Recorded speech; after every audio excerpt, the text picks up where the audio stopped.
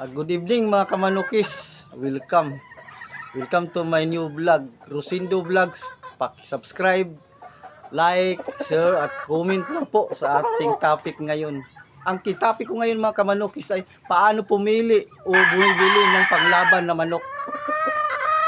Mga kamanukis ay itong topic ko ay para lang to sa namimili ng manok. Kasi karamihan naman talaga mga kamanukis ay marami kasi bumibili ng manok ka. Mga kamanukis, ang para sa akin o diskarte ko mga kamanukis nung bumibili ka ng manok.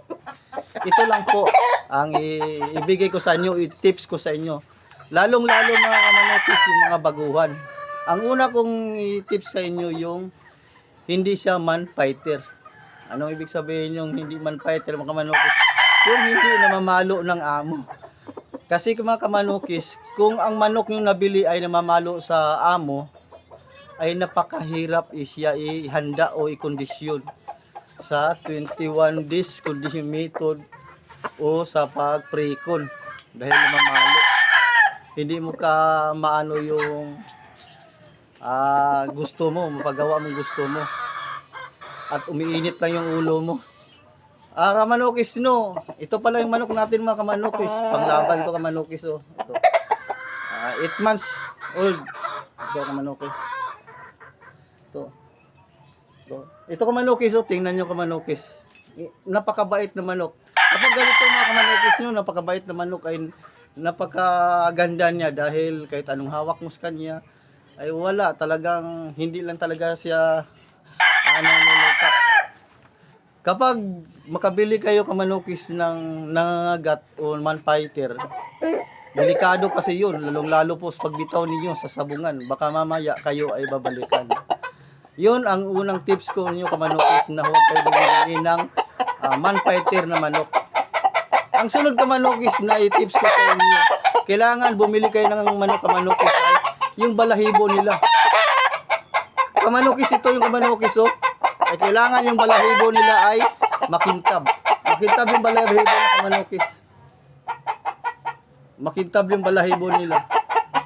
Kasi yung kamanukis, kapag makintab yung balahibo ng kamanukis ay ito ay healthy manok. Hindi po ito nagkakasakit. Wala siyang history na sakit. Yung mata nila kamanukis, yun, nakikita yung mga mata kamanukis kapag hindi nagkasakit ang manok. Parang kung dito ay yelo na yelo. Tingnan nyo kamanukis sa mata. Yun, yelo na yelo yung manok na healthy na manok. Yelo na yelo. Kung yung iba, pulang-pula talaga yung mata nila. Ito kamanukis sa akin, yelo na yelo. Hindi kasi ito, walang hatches ito kamanukis. Ay, pangatlo. Pangapat kamanukis ay yung silong. Anong silong kamanukis? Kailangan kamanukis ay maganda yung silong. Ganyan. Yun ano yung silong na malayo sa bawat isa. Yan, malayo. Maganda yung silong. Kasi yung silong kamanukis ay pinaka-importante din yun dahil hindi sila sa gabal. Kung magdala sila ng tari ay hindi sa gabal.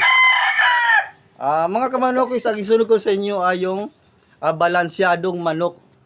Sunod, balansyadong manok. Ano ba yung balansyadong manok kamanukis? Ito kamanukis. Pag hawak ng kamanukis, nakikita nyo kamanukis, nakaganon yung paa nyo. Hindi nakatuwid. Kaganon siya. Kapag mga manok na balansyado ay itong hindi nakatuwid. Yan Kahit anong hawak mo siya, hindi siya tumutuwid. Tapos yung niya kamanokis, yung buntot niya ay kailangan 45 degrees. Hindi ko taling, hindi ko sa baba. Yun. Kailangan 45 degrees. Tingnan mo kamanokis yung manok. 45 degrees. Kasi kapag maganitong manok na balansyado kamanokis, kahit ito makapalo ng talagang talagang sintro talaga ang palo niya. Kahit minsan lang ito makapalo, magaling magpatama itong manok kamanokis. Ang sunod kamanokis, pakpak. Kamanokis, pag gano'n yung pakpak yung kamanokis, pag gano'n ninyo, malakas ang pakpak. Kapag malakas ang pakpak kasi kamanokis, ang palo nila ay malakas din sila. Malalaman mo na ito kamanokis kung malakas pumalo yung manok. Ang sunod mga kamanokis, yung sipit-sipitan niya. Ito. Ang sipit-sipitan ito kamanokis ay ito sipit-sipitan ng kamanokis Yung dalawang buto dito ay halos nagkadikit. Ito Kasi kapag ganito ka manukis ay halos magkadikit ka manukis ay ito ay quality manok at saka mabilis talaga pumihit. Ito lang po ang aking experience sa pagmamanok. Alam mo po natin kamanukis no. Ito sa aking mga kamanukis no, itinuturo ko lang po to sa inyo. Dahil lalo-lalo yung mga baguhan na hindi po alam na kung mamimili po kayo ng manok, yung mga cockers lang. Pero mas maganda talaga kamanukis ang inano ko sa inyo, yung mag-breed po kayo. Parang alam niyo talaga na kung may history ba yung manok na nagkakasakit. Mga kamanukis, hindi ko na talaga tagalan din to no. Sa sunod magkikita tayo, pasensya na po tayo. Pasensya kayo na hindi na ako masyado nakapag-vlog ngayon dahil busy kasi ako. Talagang napaka-busy ko ngayon. Kaya nga God bless mga kamanukis no.